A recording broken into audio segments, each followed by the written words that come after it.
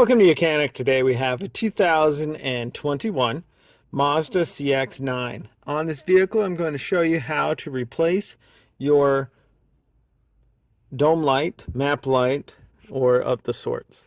So we have right up here, we have our combination, what would be called the map light because we're up front here. So we have our combination map light, and then the one in the middle in the back, that is our dome light. They are both the same process to be able to replace them.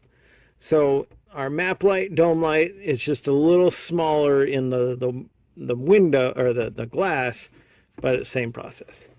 So to replace this light bulb, best is use a very small screwdriver and coming at it from the back side. So if you press, actually this is the back side, you're pressing down like that to turn it on. That's the rocker switch, right?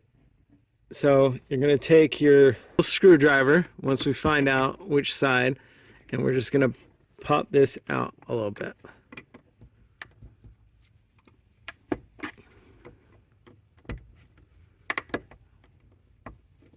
There we go. And now we have that out because these two tabs here is what's holding this side, and so you don't want to pry from this side or you'll break those tabs.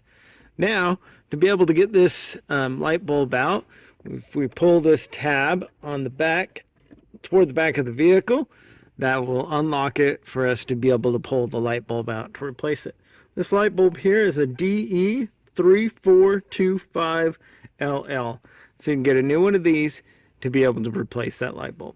So take the light bulb, we're going to put the back side in, or at least toward the front of the vehicle, and then just press it up in there, locks that into place.